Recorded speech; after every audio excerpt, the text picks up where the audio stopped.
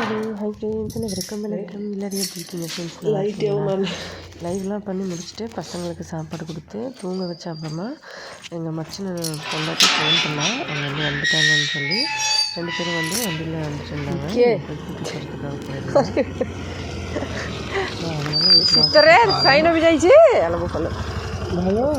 கூட்டி போகிறதுக்காக அது பரவாயில்ல, அதில் என்ன இருக்குது? அரிசி பரவாயில்ல. எந்த பக்கம் பிடிக்கிறது? பேக் கூட அப்படி இருக்கு. சரி சரி சரி. சரி சரி. சாப்பிட்டீங்களா? அது சரி சரி. பார்த்து வச்சுருமா. ହାଲୋ ବୋପିଲ, କି ହାଲୋ କିଲୋ? ତୁ କାହିଁ ଯାଉଥିଲୁ ଏତେ ଶୀତରେ ସାଇନରେ?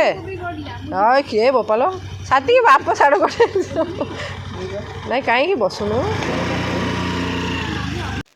பேகு கொடுத்துட்டு அவங்க கிளம்புனாங்க. நான் வந்து எவ்வளோ குளிராக இருக்குது, குழந்தைய ஏடி கூப்பிட்டு போனேன்னு சொல்லி கேட்டேன். குழந்தை வந்து அப்பா வராங்கன்னு சொல்லி அவனும் போகணுன்னு சொல்லி அடம்பிடிச்சா தான் கூட்டிகிட்டு போயிட்டு வந்தேன்னு சொன்னான். பேகு தான் கொடுத்துருக்காங்க வீட்டில் இருந்து. பேக் வந்துருச்சு.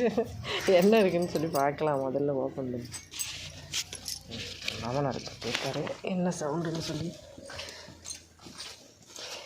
இதில் என்னென்ன இருக்குதுன்னு சொல்லி பார்க்கலாம். அதுக்கு முன்னே கதவை சாத்திட்டு எப்படியும் நைட்டு தூக்கம் வராது.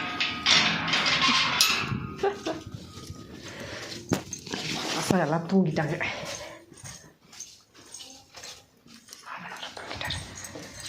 பசங்க தூங்கிட்டாங்க ஆல்ரெடி 2 பேரும்.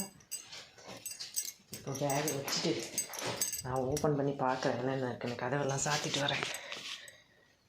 முதல்ல பார்க்கலாம்.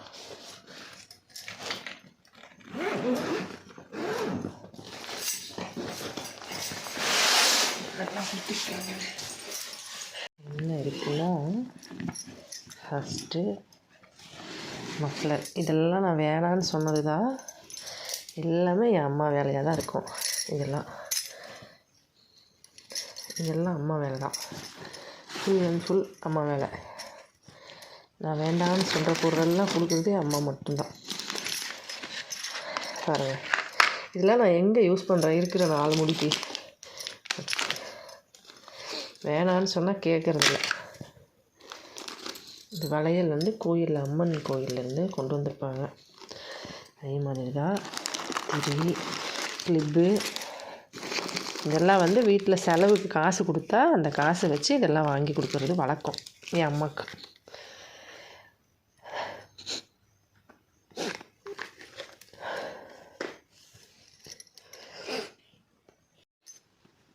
என்ன பண்ண என்ன இருந்தாலும் பசங்களுக்கு வந்து இதெல்லாம் வந்து ரோட் சைடில் வந்து கடை போட்டு விற்றுட்டு இருந்தாங்களாம். அதை பார்த்த உடனே குழந்தைங்களுக்கு வாங்கி கொடுக்கணுன்னு ஆசையாக இருக்கிறனால வாங்கிட்டு வந்துட்டாரு. இது மணி 2. இது வந்து ஐயப்ப சாமி கோயிலுக்கு மாலை போட்டுட்டு போயிட்டு வந்தாங்க ஒருத்தவங்க, ஒர்க் பண்ணுறவங்க கம்பெனியில் கூட. அதனால் கொண்டு வந்திருந்தாங்க. விளக்கு திரி. இந்த வளையல்லாம் நான் யூஸ் பண்ணுறதே இல்லை. இந்த கிளிப்லாம் இது எல்லாமே வந்து எங்கள் வீட்டுக்கு எங்கள் நாத்தனார்லாம் வந்தால் தான் கேட்டு வாங்கிட்டு போவாங்க என்கிட்ட. இந்த ஷர்ட்டு, காரு, இதெல்லாம் வந்து அப்படியே கவர் பேக்கிங் பண்ணி கொடுத்தா பேகு பத்தாததுனால இந்த மாதிரி வந்து அப்படியே போட்டு கொடுத்துருக்காங்க. கவர்லாம் எடுத்துகிட்டு. இது எல்லாமே பசங்களுக்கு டிஷர்ட்டு. நான் வந்து டிஷர்ட்லாம் வேண்டாம், பேண்ட் வேணால் கொடுத்து விடுமான்னு சொன்னேன். அது கேட்கல. ஹாஸ்பிட்டல் போகிறதுக்கு ஹஸ்பண்ட் காசு கொடுத்தா அந்த காசு எடுத்து கவர்மெண்ட் ஹாஸ்பிட்டல் போயிட்டு வந்துட்டு அதில் வந்து இதெல்லாம் வாங்கி கொடுத்துருக்காங்க.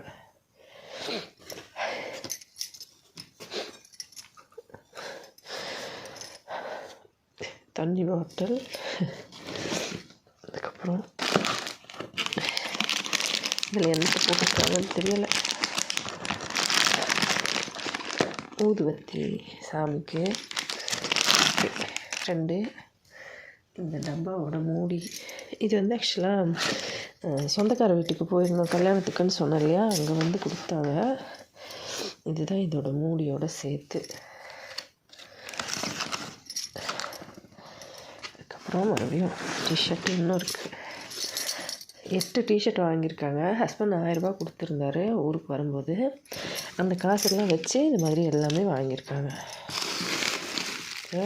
இது வந்து ஊதுவத்தி சாமி ஐயப்ப சாமி கோயிலுக்கு போயிட்டு வந்தாங்க ஒரு சிலர்னு சொல்லி வாங்கி கொடுத்துருந்தாங்க. இது எல்லாமே கோயில் பிரசாதங்கள் தான். திருநீர், தாலி, வளையல். இது வந்து ஐயப்பா கோயிலுக்கு போயிட்டு வந்தவங்க வாங்கிட்டு வந்திருக்காங்க போல. அப்புறம் லட்டு திருப்பதி ஏழுமலை வெங்கடேஸ்வரபதி பிரபு கும்பிட்டுட்டு வைக்கலாம். பிரபு முதல் வீட்டுக்கு வந்திருக்காரு. அதுக்கப்புறம் இதெல்லாம் வந்து ஸ்பூன் வந்து அம்மா வந்து சித்தி வீட்டுக்கு போயிருந்தாங்க. போயிட்டு வரும்போது பசங்களுக்காக சித்தி வாங்கி கொடுத்தாங்களாம். அதை வந்து கொண்டு வந்திருந்தாங்க. பஞ்சாமிர்தம்,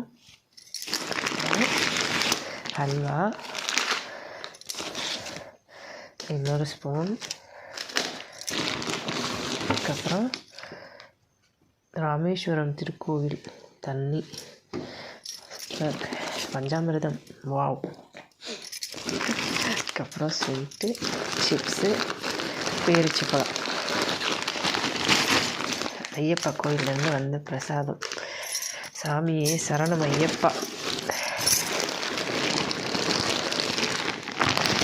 எல்லாமே வந்து ஓப்பன் பண்ணிட்டேன். கவரு, இந்த பேகு காலி. வேறு ஏதாவது இங்கே போட்டு வச்சுருப்பாங்க தெரியும். பேக் வந்து ஆக்சுவலாக ஹஸ்பண்ட் பேக் பண்ணார், அதனால கரெக்டாக பேக் பண்ணியிருக்காரு. இதில் வந்து ஸ்பூனு, கயிறு, சாம்பு, பேரிச்சப்பழம், அல்வா இதெல்லாம் வந்து கோவில் பிரசாதம். திருப்பதி லட்டு ரொம்ப.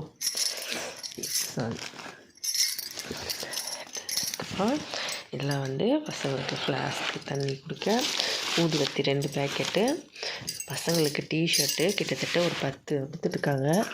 இது 2. இதுதான் வந்து ஃப்ரெண்ட்ஸ் எல்லாமே கொடுத்து விட்டுருக்காங்க. இந்த மணி வந்து எந்த கலர், ஏதாவது ஒரு கலர் வந்து போட்டுக்கிறேன் நாளைக்கு காலையில் குளிச்சுட்டு. சூப்பராக இருக்குது மணி பார்க்குறதுக்கு. இது 2மே வந்து ஐயப்பா கோயிலேருந்து வாங்கிட்டு வர சொல்லியிருந்தாங்க ஹஸ்பண்ட் கூட ஒர்க் பண்ணுற பசங்க வந்து மலைக்கு போயிட்டு வந்தாங்க. அவங்க காசு கொடுத்து அனுப்பிச்சு வாங்கிட்டு வர சொல்லியிருந்தாரு மணி. அதுக்கப்புறம் பீரோவில் வந்து மாட்டுறதுக்கு நான் ஒன்று இருந்தது, அது தொலைஞ்சி போச்சு. இது மாட்டிக்கலாம். சூப்பராக இருக்குது சங்கு. ஃப்ரெண்ட்ஸ் ஊதுவத்தி வந்து நான் ஆன்லைனில் மோஸ்ட்லி வாங்குவேன்.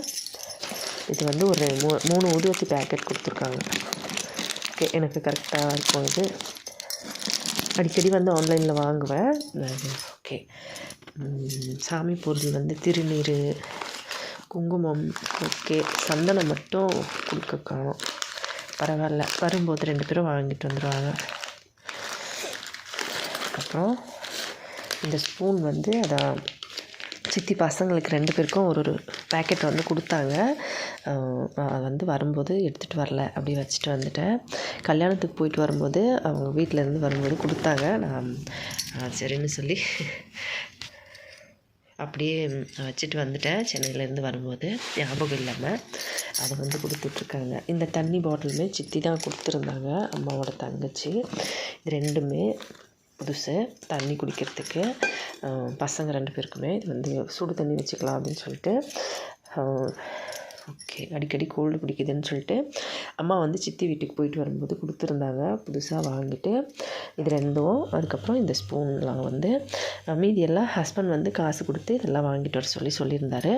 திருப்பதி லட்டு வந்து வாங்கிட்டு வந்தார் ஹஸ்பண்ட். அதுக்கப்புறம் இந்த கிளிப்ஸ்லாம் வந்து அம்மாவோட வேலை, இந்த ட்ரெஸ்லாம் அம்மாவோட வேலை.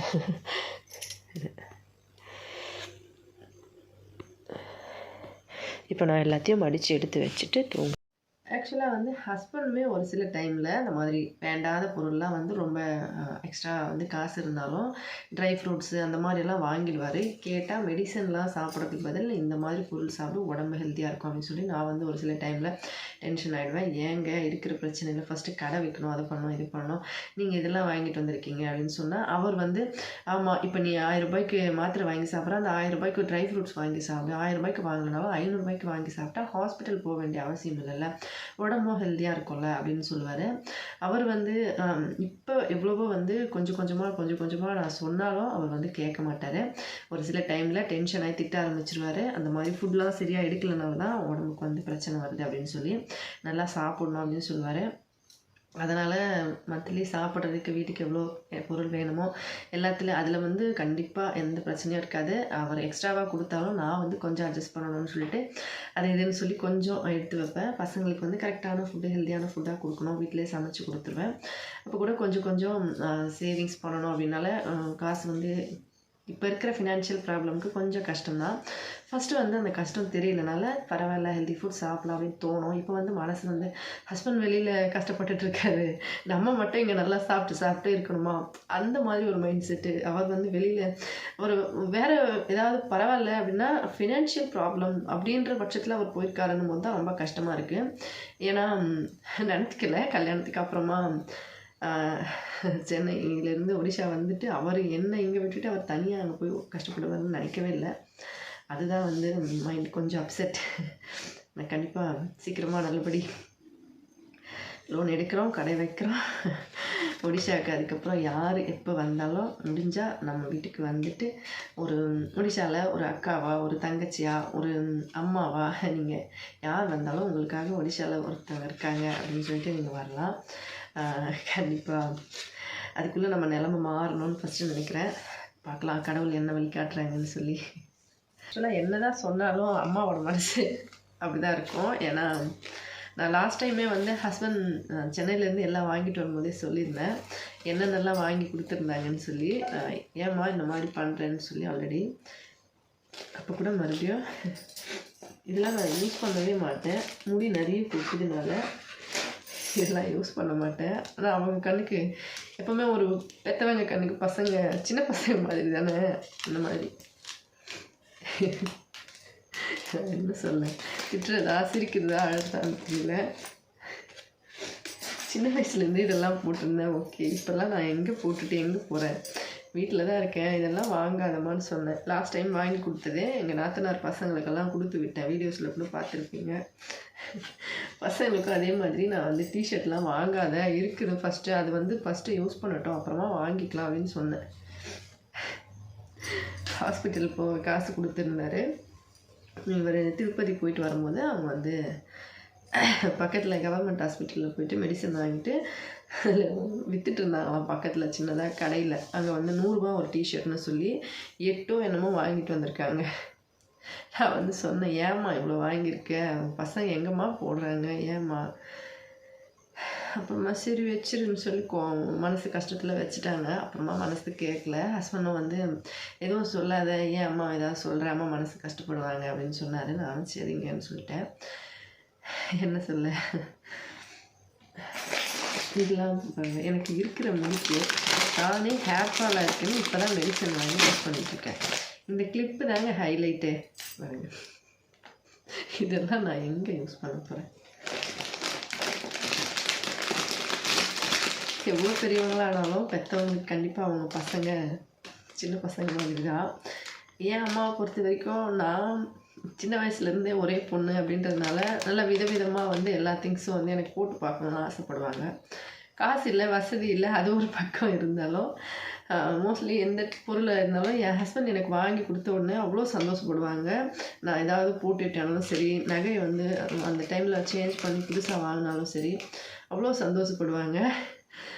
ஒரே பொண்ணு, கல்யாணம் ஆகி அம்மாவுக்கு 13 வருஷம் வரைக்கும் இந்த குழந்தையும் இல்லாமல் 13 வருஷம் கழிச்சு தான் நான் பிறந்தேன். அதனால் ரொம்பவே செல்லமாக பார்த்தாங்க.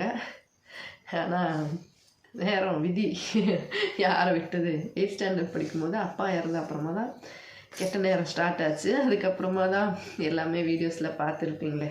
சரி இருங்க, எனக்கு அதெல்லாம் சொல்லிட்டு இப்போ நான் ஜாலி. சாமி பொருள்லாம் நிறைய வந்திருக்கு. அதுக்கப்புறம் திருப்பதி லட்டு,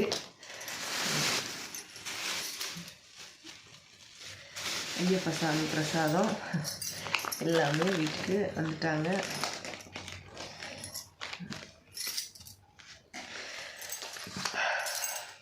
சரி, வீடியோ பிடிச்சிருந்தா லைக் பண்ணி ஷேர் பண்ணி சப்ஸ்கிரைப் பண்ணுங்கள். ஹெல்த்தியாக சாப்பிட்டு சந்தோஷமாக சேஃபாகவும் பத்திரமா வருங்க. நன்றி, வணக்கம்.